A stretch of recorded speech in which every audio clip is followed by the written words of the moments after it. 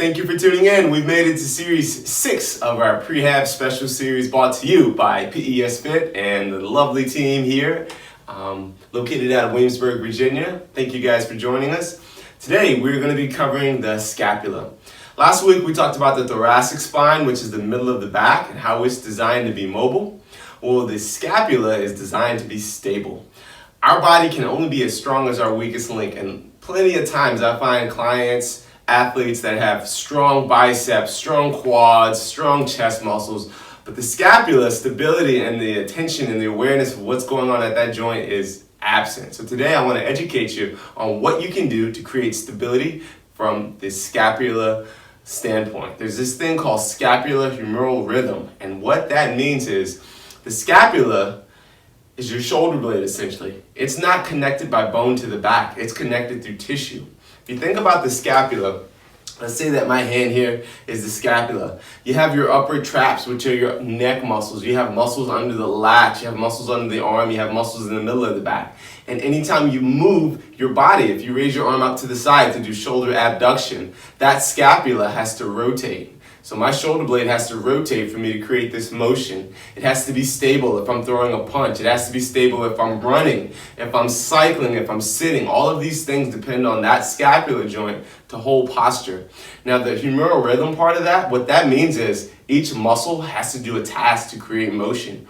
It's not just free moving. The muscles actually have a rhythm in an order that they fire in for that motion to happen, whether it be shrugging forward, protraction, retraction, abduction, whether you're swinging your arm back, pictures, high-speed people that, pitch the ball, if you hit the ball, all of that is dependent on the stability of your scapula. So we can train chest muscles all day, we can train core all day, but if you're in a throwing sport and that scapula isn't stable, at some point you're going to have an injury. Remember, joint integrity. Every joint has a job to do, and when that joint has to do another job to make up for another joint or another muscle imbalance, the joint you're stressing is going to get strained.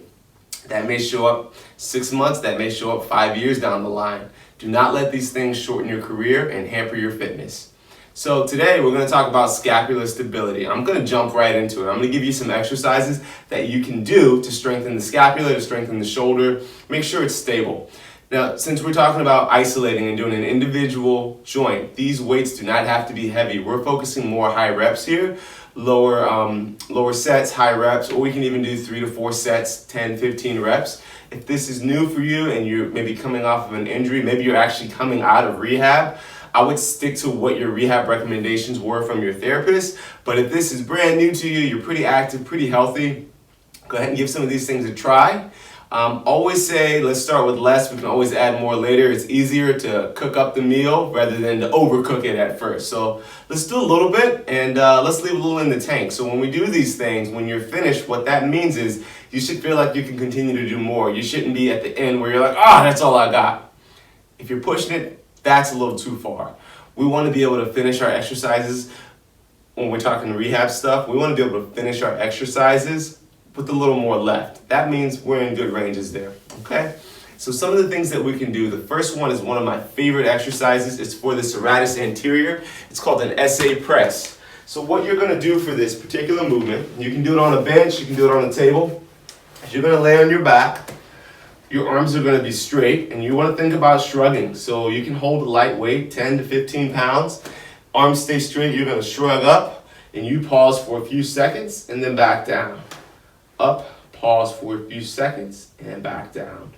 Good sets and reps would be 2 to 3 sets, 15 repetitions each set. Now the common mistake that I see with this exercise is everybody bends their elbow. When we do that, we start recruiting other muscles. Remember, we want to isolate right through under the shoulder blade, the serratus anterior. So we're going to keep our arms straight, and we're going to just lift the shoulder up and back. Think about like you're punching to the ceiling. That is an awesome exercise. The purpose of that exercise is strengthening the muscle that's responsible for holding the shoulder blade flat against the back. Love that. If you're one of my personal training clients or online coaching clients, you see that a lot in your routine. Another great exercise is prone table T's, Y's, and A's. You can do these standing, but I really like to have them done on a table or a bed because what it does is it allows you not to cheat the exercise. So you're on the edge of the table, your arm is straight, The first one would be a T. So find a comfortable position for your neck. I'm going to go here so I can see what's going on.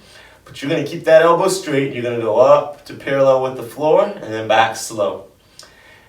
Up parallel with the floor, back slow. We're going to think about behind the shoulder blade. At the top there, we want to just squeeze the shoulder a little bit. Palm's going to stay down. That's a safer position. So we're going to keep the palm facing down as we do this. Once again, 2 sets, 15 reps, 10 reps. Good rep set scheme there. A's, we're going to turn our palm facing away. We're going to drive the arm back. Now notice, with all of these motions, I am not going here. That's too high. I want you to stop about right there, even with your body. The next exercise would be thumbs going to go up. Why? So we're going to fight for height. The sensation you'll feel here and back down is it may feel like, oh my gosh, the arm doesn't want to go there. And that's okay, as long as you're not having pain. This is one of the weakest muscles that we're working here in most individuals. This is working what's called the lower trapezius. So we're holding it and back down. So you have your upper traps, which are here, very strong, very dominant muscles. You have your lower traps, which oppose that. Anytime we're reaching, we're pulling high above head, we engage a little bit of our lower traps. So remember in the first series we talked about how to keep everything in balance. If you think about your body like this, oftentimes the upper traps are overpowerful and that pulls on the scapula. So we want to kind of restore some of that balance. Those are a few great exercises. Other great exercises that I like to do is if you're standing or seated, you can have dumbbells, go out to even to the side, couple second hold, and back down. Remember, these don't have to be heavy. I like to say keep your arms straight because that'll kind of remind you that if you can't keep your arms straight, the weight is too heavy. Okay, so you have shoulder abduction. The next exercise would be shoulder flexion. So flexion is going to be right in front of the body. We're going up to even and back down. You'll also get a little bit of the anterior delt with this exercise. And then you have what's called scaption. So you're going to go kind of at an angle there. Okay, so you're not out to the side, you're not in front, you're about right there. Okay, now here's an iteration of the table exercise and the last few that I showed you. If you don't have a table, you can fix your posture hanging onto a bench, hanging onto a counter, arms stay straight, and you can do your T's, you can do your A's, you can do your Y's there as well. Okay, I'm going to move this table, hang tight 1 second. Another great exercise that you will see often in my programs is prone Superman tees. So you're laying on your stomach, arms are straight, arms are out to the side. We're going to think about squeezing our quads, squeezing our shoulders, pulling our chest up, squeeze shoulder blades back, couple second hold, and back down.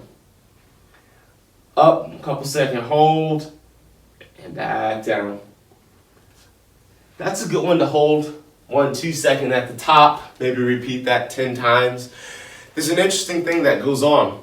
The scapula actually hooks in on the back here, but we're talking about the shoulder, but oftentimes all of this is tied in through the lats, which come all the way down, and the lats actually hook in on the front of the pelvis. So when I talk about my directional sport athletes, my jumpers, my sprinters, my runners, you may think that we're only focusing on legs in our strength training because, hey, I'm just a runner. There is a cross action when you're running. This is not just happening at the legs, it's happening across the back, all right? So everything has to be conditioned to work together. Okay, so one thing to remember is sport specificity.